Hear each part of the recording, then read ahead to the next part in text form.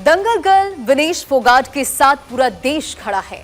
हर कोई यही दुआ कर रहा है कि विनेश को सिल्वर मेडल मिले। पेरिस ओलंपिक में भारत के लिए मेडल इवेंट अब नहीं बचे हैं, लेकिन अगर विनेश के पक्ष में फैसला आता है तो एक और मेडल मिल सकता है। 50 किलोग्राम महिला कुश्ती में ओवरवेट होने के चलते विनेश को फाइनल नहीं खेलने दिया गया, जिसके बाद ये पूरा विवाद तूल पकड़ता चला गया। जरूरी वजन से 100 ग्राम अधिक पाए जाने के बाद विनेश को अयोग्य घोषित कर दिया गया था, जिसके बाद इंडियन ओलंपिक एसोसिएशन ने यानी कि CAS यानी court of arbitration for sports में याचिका दायर की। पूरा देश बेसब्री से फैसले का इंतजार कर रहा है, लेकिन तारीख पर तारीख मिलने से फैसले में देरी हो रही है। पहले 10 अगस्त, फिर 11 अगस्त और अब 13 अगस्त की नई तारीख दी गई। पूरा देश चाहता है कि विनेश की मांग स्वीकार की जाए और उन्हें कम से कम सिल्वर तो दिया ही जाए। हमको सबको पता है मेडल मिलेगा तो बहुत ही अच्छा रहेगा।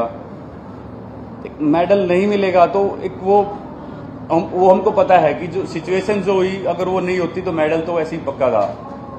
अगर मिलता है तो बहुत ही अच्छा है, नहीं मिलेगा तो हमको सबको दिल से पता है। लेकिन पता नहीं, मुझे ऐसा लगता है कि एक वो जब तक मेडल नहीं होता गले में, वो एक चीज रह ही जाती है। लोग थोड़े दिन तक याद करते हैं, बोलेंगे कि यू आर आवर चैंपियन, हमारे लिए आप चैंपियन हो। लेकिन मुझे लगता है कि जब तक वो मोमेंट ना हो, हम पोडियम पे ना हो, तो वो बहुत जल्दी भूल भी जाते हैं। तो मुझे ये डर है बस, अगर लोग नहीं भूलेंगे तो मेडल है नहीं है उससे फर्क नहीं पड़ेगा। बस मैं लोगों से ये रिक्वेस्ट करता हूं कि जो विनेश ने किया है अपनी कंट्री के लिए, उसको ना भूलें। बस जो फोगाट ने दिखाया है वो बहुत बड़ा बात है, क्योंकि इंस्पाइट ऑफ क्या कुछ हुआ उसके साथ, जो पिछले साल में जो पुराने टाइम पे वो सब छोड़ के उसने स्पोर्ट्समैनशिप दिखाया, स्पिरिट दिखाया, फाइट बैक किया। हर एक ओड़ों के साथ उसने फाइट बैक किया और अभी फाइनल तक पहुंच गया।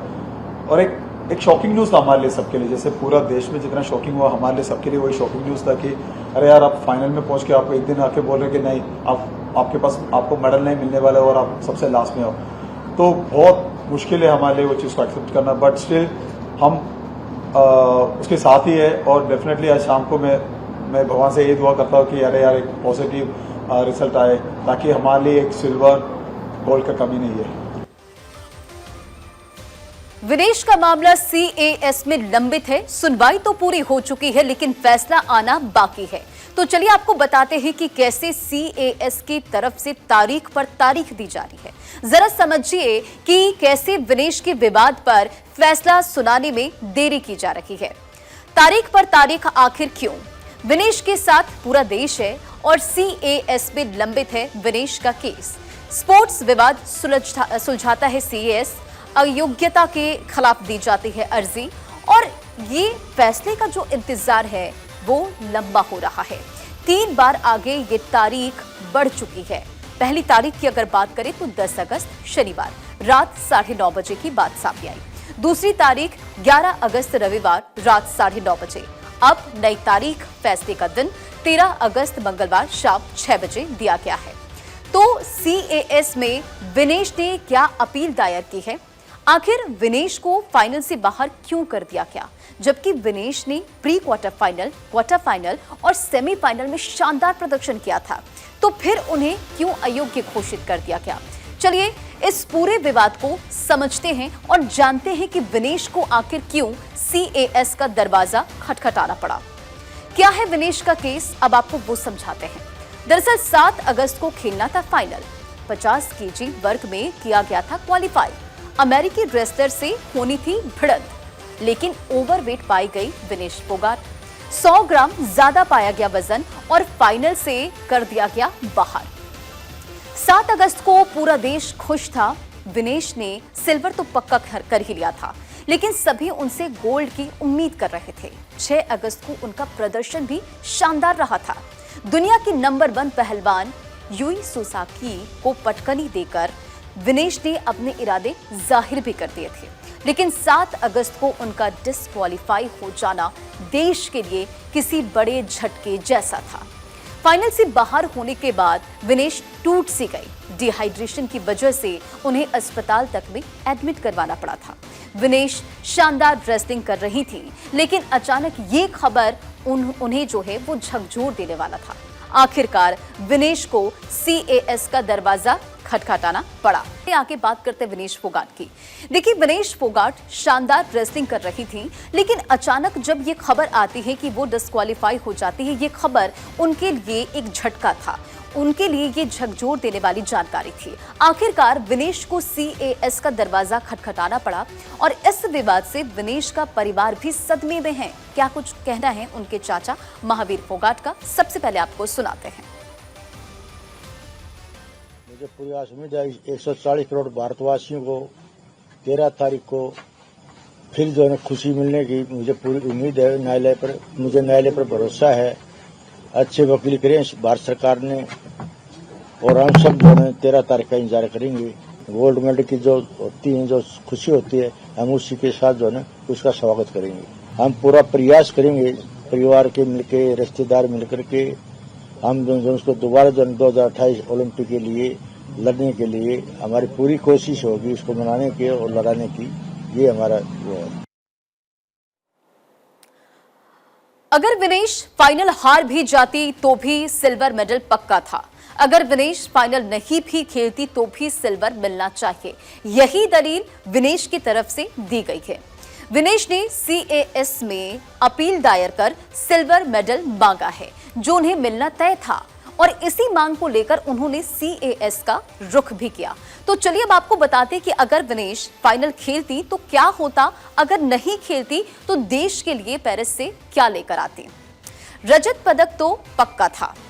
महिला कुश्ती 50 kg वर्ग में वो खेल रही थी। फाइनल में जा चुकी थी विनेश, और हार जाती तो सिल्वर भी मिलता, नहीं लड़ती तो भी सिल्वर मिलता।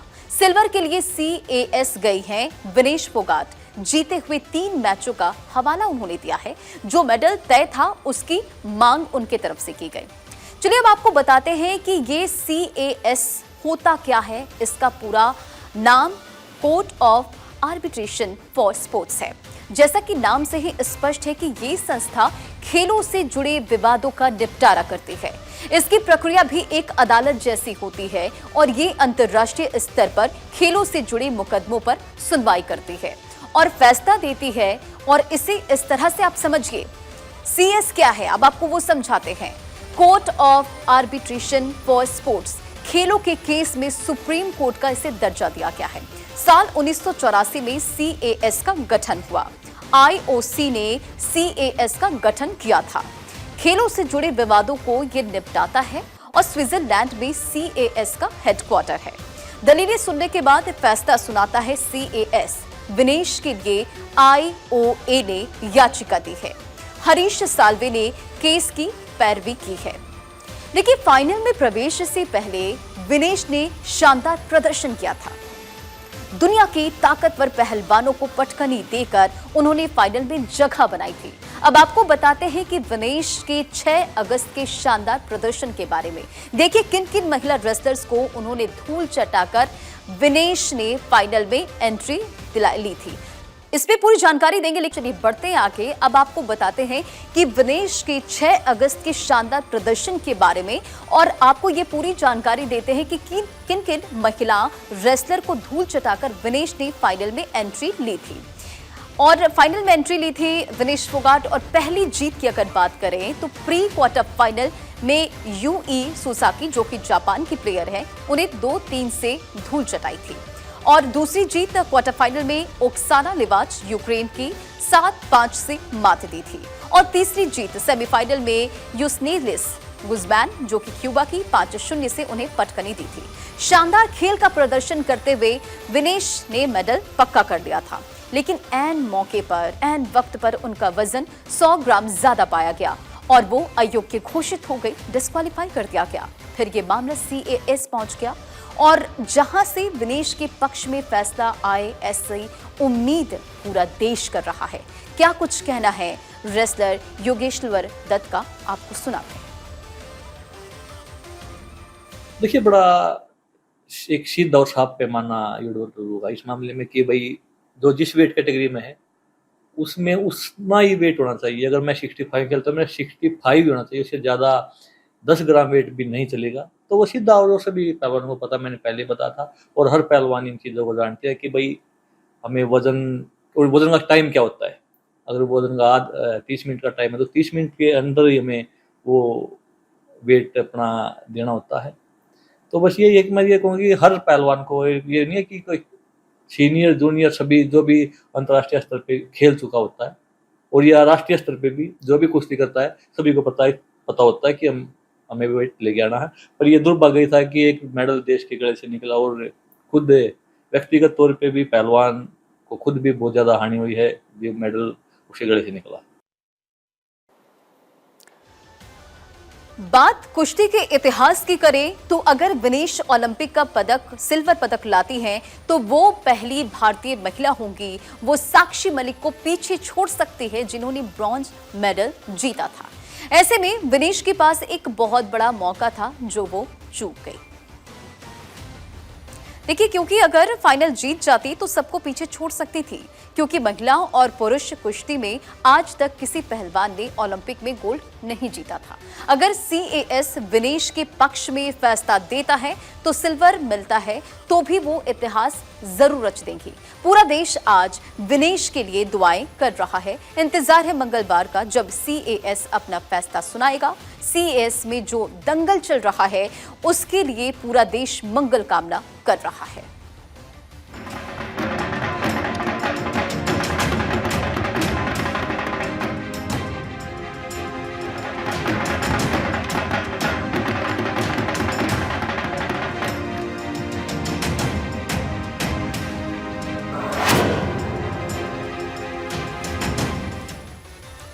चलिए बात करते हैं पेरिस ओलंपिक के समापन समारोह की, जिसमें भारतीय दल की अगुवाई करने वाले 2 एथलीटों के नाम सामने आ गए हैं। ये वो खिलाड़ी हैं जिन्होंने पेरिस ओलंपिक में शानदार प्रदर्शन कर भारत का नाम रोशन किया।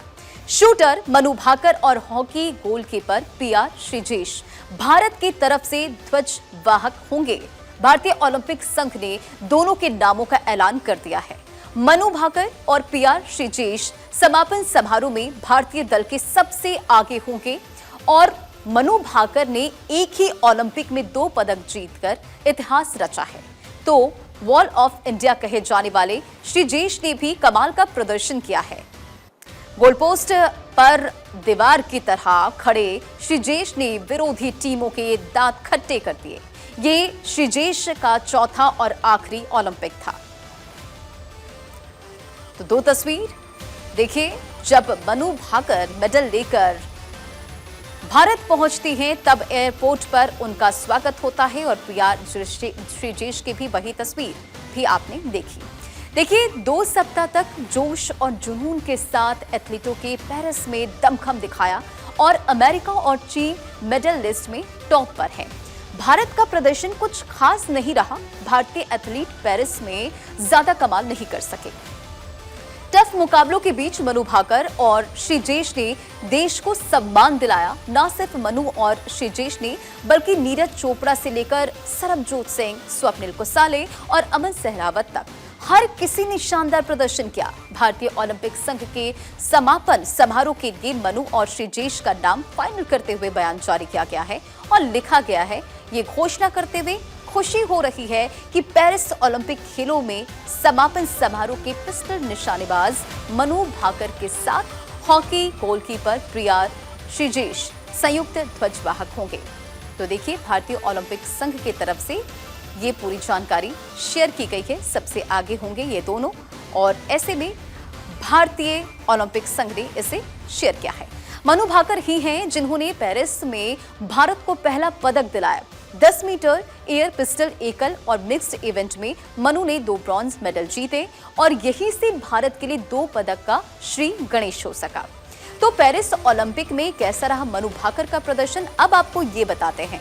देखिए, भाकर का धाकड़ प्रदर्शन 10 मीटर एयर पिस्टल महिला एकल में ब्रॉन्ज मेडल और 10 metre air pistol mixed event में ब्रॉन्ज मेडल जीते। सरबजीत के साथ जीता और पहली भारतीय महिला बनी मनु। स्वतंत्र भारत में बनाया कीर्तिमान और एक ओलंपिक में 2 मेडल का इतिहास रच दिया। अब बात PR श्रीजेश की भी करेंगे। तो भारतीय हॉकी में उन्हें वॉल ऑफ इंडिया के नाम से जाना जाता है और इस शानदार खिलाड़ी ने करीब 2 दशक तक भारतीय हॉकी को मजबूती दी है। 4 ओलंपिक खेल चुके हैं। श्रीजेश का ये आखिरी ओलंपिक था। स्पेन के लिए और उनके खिलाफ ब्रॉन्ज मुकाबला जीतने के साथ ही उन्होंने संन्यास का ऐलान कर दिया। मैच के बाद जब पीएम नरेंद्र मोदी ने श्रीजेश से बात की थी तब क्या कहा था, सबसे पहले आपको वो सुनाते हैं। हरमन के पास सर नमस्कार। नमस्कार sir.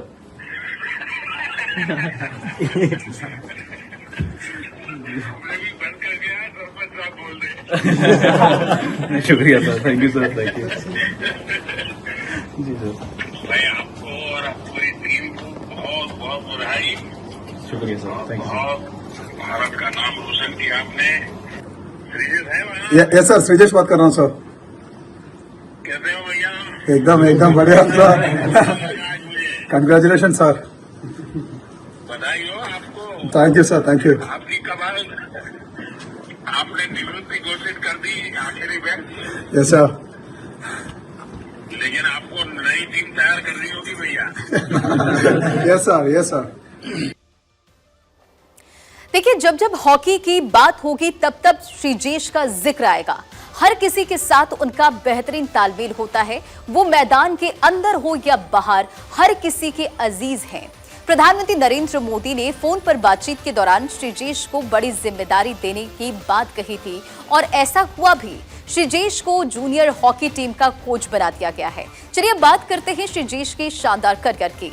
Sreejesh the ball of India के नाम से जाने जाते हैं और 18 साल में खेले 335 हॉकी मैच। बतौर गोलकीपर शानदार प्रदर्शन रहा। द बॉल ऑफ इंडिया उन्हें कहा जाता है। लगातार 2 ओलंपिक मेडल दिलाए। 2020-2024 में ब्रॉन्ज दिलवाए। 2006 में नेशनल टीम में डेब्यू और 2016 में भारतीय हॉकी कप्तान और कई मेडल विनिंग टीम के सदस्यों के साथ। श्रीजेश का 18 साल का करियर शानदार रहा। 335 मैचों में उन्होंने भारतीय हॉकी की सेवा की और भारतीय ओलंपिक संघ के ध्वजवाहक के लिए नीरज चोपड़ा से बात की थी, लेकिन नीरज ने श्रीजेश का नाम सुझाया क्योंकि श्रीजेश ने संन्यास का ऐलान किया है और वो लगातार 4 ओलंपिक खेल चुके हैं। उधर मनु भाकर ने भी देश का नाम ऊंचा किया, लिहाजा मनु को भी ध्वजवाहक के तौर पर चुना गया। पेरिस ओलंपिक का आज समापन समारोह होगा, जो भारतीय समय अनुसार आप 12:30 बजे रात में देख सकते हैं।